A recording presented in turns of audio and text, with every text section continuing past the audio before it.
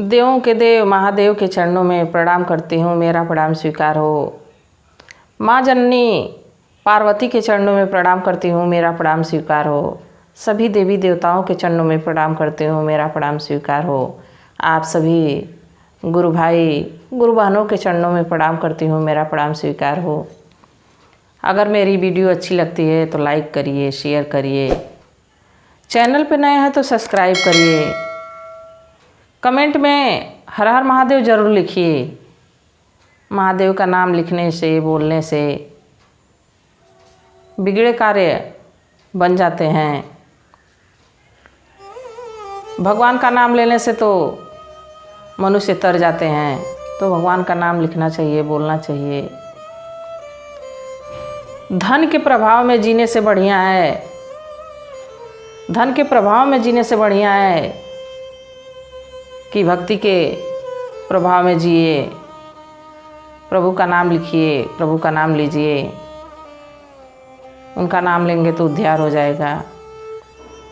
ये तो घट वासी हैं, भगवान तो अविनाशी हैं। हम कुछ नहीं जानते हैं, पर भगवान भोलेनाथ वो तो सब जानते हैं, अंतर्यामी हैं। ये देवों के देव हैं, महादेव गुरुओं के गुरु हैं।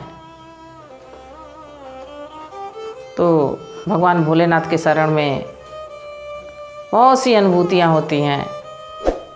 तो भगवान भोलेनाथ के शरण में जाइए और जो भी पाप हुआ हो, जो भी गलतियाँ हुई हों, उसकी माफ़ी मांग के और उस दिन से आप कह दीजिए कि हे शिव, हम आपके हुए और आप हमारे हुए। तो देखिए उस दिन से आपके सारे कार्य सफल होंगे। तो महादेव का नाम जरूर लीजिए। आज मैं जो कहानी सुना रही हूँ, एक भक्त भगवान का कैसे दर्शन करने के लिए इच्छुक रहता है, भगवान भोलेनाथ को कैसे याद करता है, कैसे उसको दर्शन देते हैं। कहानी को पूरा सुनिएगा, कहानी बहुत अच्छी है, रोचक है। कहानी को बीच में छोड़ देंगे तो शिव गुरु का अपमान होगा, इसलिए कहानी को पूरी सुनिएगा। महादेव का ही गुणगान है तो कहानी को पूरा देखना तो बनता ही है। एक सरपंच जी थे, उनके पास धन दौलत किसी चीज़ की कमी नहीं थी। कुछ लोग होते हैं कि पैदा होते ही पूर्वजों का धन दौलत इतना रहता है कि किसी चीज़ की कमी नहीं होती है। तो उनके माता पिता जो हैं वो शिव भक्त थे, और वो भी सरपंच जी भी शिव के उपासक थे, महादेव के उपासक थे। बाकी उनके मन में एक इच्छा रहती थी, जब पूजा करते, जब ध्यान लगाते, जब दया मांगते, तो यही दया मांगते कि हे भोलेनाथ, आपका दिया हुआ सब कुछ है, परिवार अच्छा है, पत्नी अच्छी है, बेटा अच्छा है, धन दौलत अपार है, मैं दान पुण्य करता रहता हूँ, जिसको ज़रूरत है उसको देता रहता हूँ। बाकी मेरे मन में एक ही लालसा है, एक ही मेरी आपसे मांग है कि आपका दर्शन हो जाता। जब वो पूजा पाठ करने बैठते, देखिए इच्छाएं कभी ख़त्म नहीं होती हैं मनुष्य की। एक मांगेंगे तो एक और इच्छा आ जाएगी, एक मांगेंगे 10 इच्छा जागृत होती रहेगी। इच्छाएं तो मनुष्य के जीवन में कभी नहीं ख़त्म होने वाली है। और ज़रूर अगले जन्म में हम कुछ अच्छा कर्म किए थे कि हमको मनुष्य का जीवन मिला है, तो इसको व्यर्थ ना जाने दें। तो उनके मन में बस यही इच्छा रहती थी कि हे भोलेनाथ, कब आपका दर्शन होगा। मुझे धन दौलत तो सब कुछ दिए हैं, बाकी अपना दर्शन एक बार हमको दे देते। और उनके भाव बहुत प्रिय थे, भाव से भगवान को कैसे मनाते थे, भोले दानी को कैसे मनाते थे। तू है भोला भोले दानी, तू है शंकर महादानी, कब तेरा दर्शन होगा। तेरी प्रतिमा इतनी सुंदर, तू कितना सुंदर होगा, तू कितना सुंदर होगा। भगवान भोलेनाथ को रोज ऐसे मनाते थे। जब भी ध्यान लगाते तो प्रभु के चरणों में एक ही अरदास करते कि हे प्रभु, अगर जो मैं कोई पुण्य प्रताप किया हूँ तो मुझे दर्शन दे देते हैं। उनकी तपस्या से, उनकी पूजा पाठ से भगवान बहुत प्रसन्न रहते थे। एक दिन भगवान सोचे कि चलो इसको दर्शन दे देते हैं। तो देखिए, मनुष्य जो है उसकी इच्छाएं, चाहे हमारी हो या आपकी हो, इच्छाएं जागृत होती रहती हैं। भगवान भोलेनाथ एक दिन दर्शन दिए तो सरपंच जी के मन में एक जिज्ञासा जगी, एक इच्छा जगी। दर्शन तो कर लिए कि हे प्रभु, मैं धन्य हुआ आप हमको दर्शन दिए, बाकी मेरी इच्छा है कि मेरे पूरे परिवार को, मेरे नगरवासियों को आप दर्शन दीजिए। तो महादेव मुस्कुराए। वो समझ रहे थे। वो मुस्कुराए और कहे कि मेरा कोई दर्शन कर ही नहीं सकता, वो हमको देख नहीं सकता। तो जिद करने लगे सरपंच जी, नहीं नहीं महादेव, आप हमारे प्रियजनों को, हमारे आस पड़ोस में लोगों को, हमारे गांव वालों को, हमारे परिवार को, हमारी पत्नी बेटे को आप दर्शन दे दीजिए। महादेव कहे कि ठीक है, कल आप ऊंची वाली पहाड़ी पे, उनके गांव में एक पहाड़ी थी, ऊंची वाली पहाड़ी पे सारे गांव वालों को, अपनी पत्नी को, अपने बेटे को वहीं लेके आइएगा, मैं वहीं दर्शन दूंगा।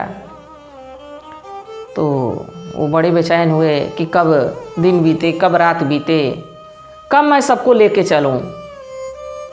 जैसे दिन बीता, रात हो गई, रात भर करवटें बदलते रहे, नींद नहीं आती।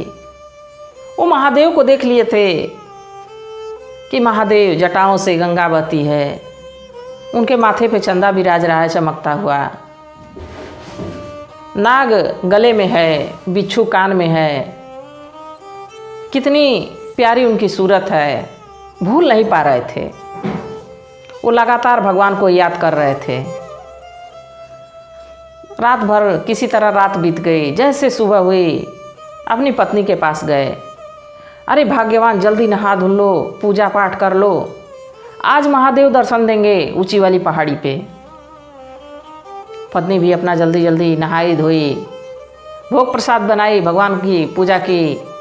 इसके बाद बेटा भी तैयार हुआ। फिर सारे गांव वालों को जैसे निमंत्रण दिया जाता है वैसे घूम घूम के कहे कि मैं सबके लिए प्रार्थना किया हूँ, भगवान भोलेनाथ आज ऊंची पहाड़ी पे दर्शन देंगे, सबको चलना है। सारे गांव वाले बड़े खुश। सभी लोग सरपंच जी के साथ पीछे पीछे लग गए, सरपंच जी आगे आगे।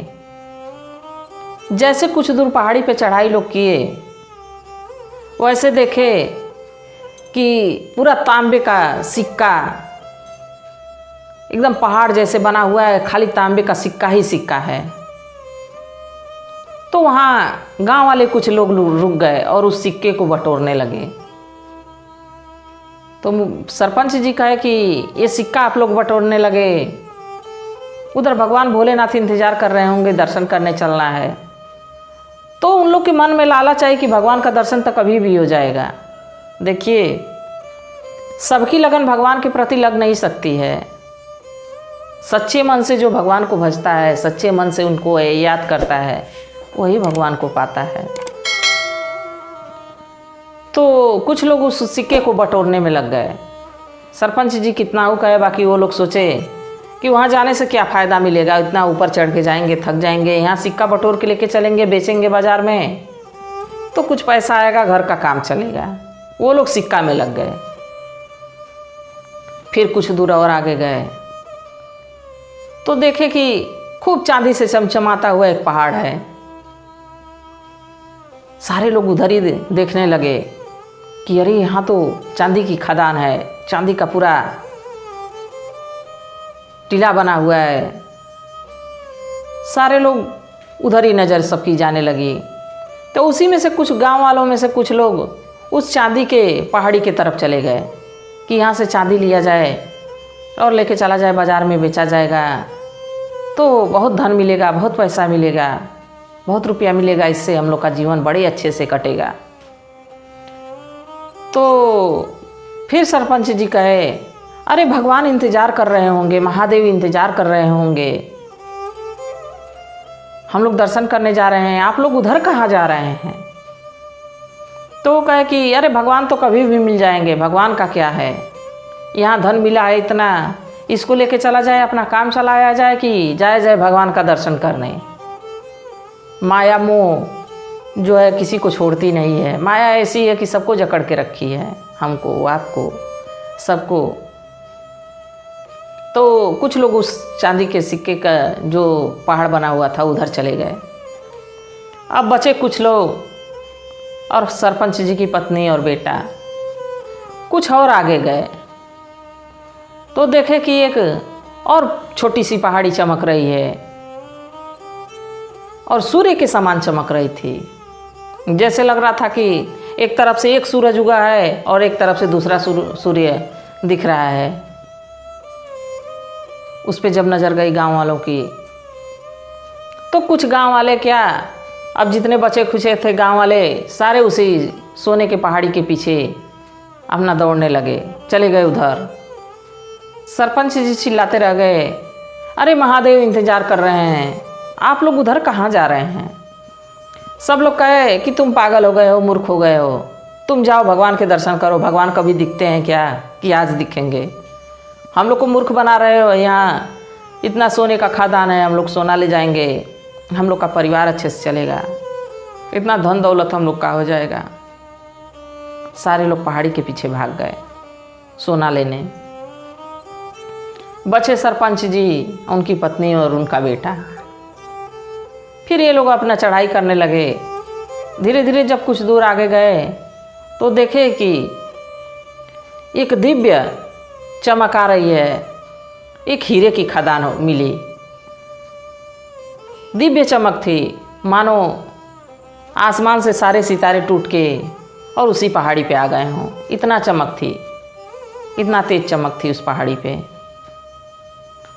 तो माया तो सबको घेर लेती है, मोह सबको लगती है, लालच सबके मन में आ जाता है कभी कभी। लालच से जो पीछा छुड़ा लिया वो भगवान को निश्चय ही पा जाएगा। उस दिन उसका निश्चित हो जाएगा कि वो स्वर्ग की प्राप्ति करेगा।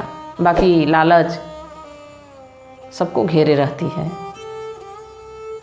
अब रानी, सरपंच की पत्नी और उनका बेटा, उन लोग की नज़र उस पहाड़ी पे जाती है।